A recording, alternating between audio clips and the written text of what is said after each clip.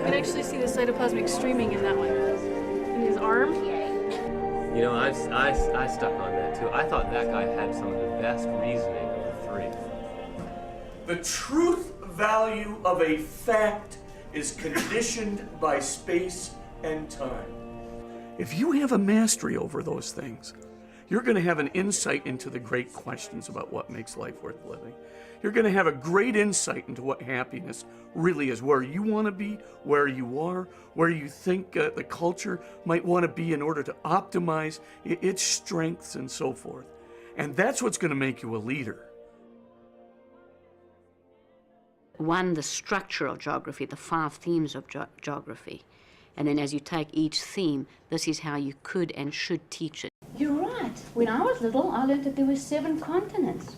No child is going to look at this one and say there are 7 continents. You're right. They've left off an entire continent. Excellent. How do we do this?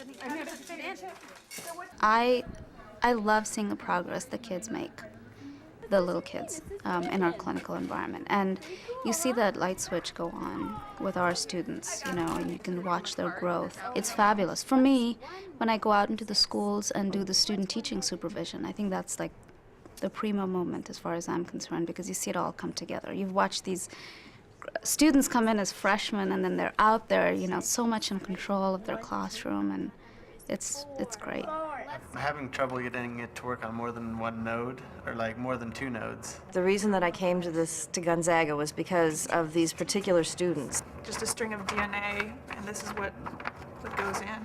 Is it the Nexus files? Yeah, the Nexus format. They came to my job talk, and they asked such incredibly good questions, and they were so on the ball that I came here and was very excited. To think about whether or not we want to try running the larger test, come up with an automated script for the larger test. I learned a tremendous amount from you guys doing these top research projects. At one point, the research group on immigration said, you know what? This is happening all over the world. It was a revelation. They were doing their research and they were finding out that what they thought was a problem about U.S. immigration policy was really a global problem about human migration. This is a great environment to teach philosophy because there's no restriction on topics, and you can deal with the richness of people's faith commitments. You can deal with the issues that are going on in philosophy today, and you don't feel any limit, really, to the range of topics you can address. So the ooziness is so great in the beginning that you're going into that. If you can look really serious in your ooziness, and then it shows even more with the explosion. Yeah.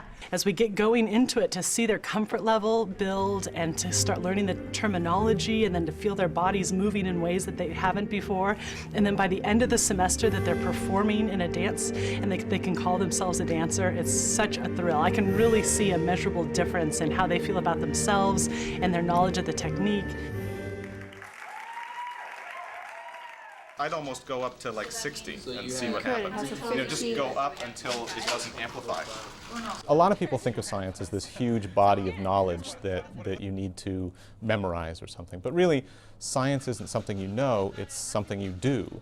The whole idea is to give people opportunities to get together and talk about what they're doing, because that's where the insights come from. That's where the little eurekas come from, is from talking to one another and asking each other questions, not from slaving away over a lab bench all by yourself.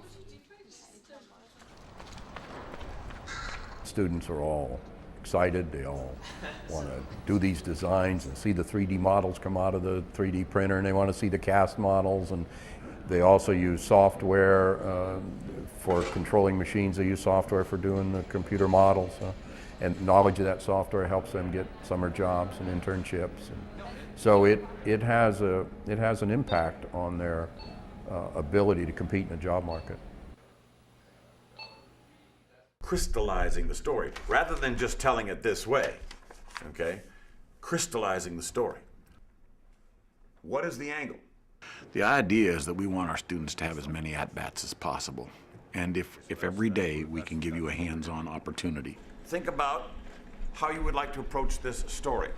then that experiential education, which is so essential to learning, becomes something that you do, not something that you hear about, not something that you watch somebody else do. You do it yourself.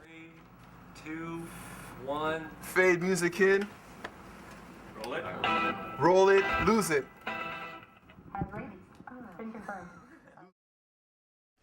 else is always regrettable and potentially removable. And he says that, critiquing that on the parts of those who always would say that. And the beauty to me of a Jesuit education is that it's unique in its idea of mission and a commitment to the liberal arts. And a liberal arts education is always going to be open to faculty and staff members and students who come from very different faith perspectives or political perspectives. And it's about this quest for knowledge that is wide open. Suddenly, they know something. And what they know suddenly drives them into a look at a horizon that hadn't even been considered before because they didn't even know there was a road there, and now they do.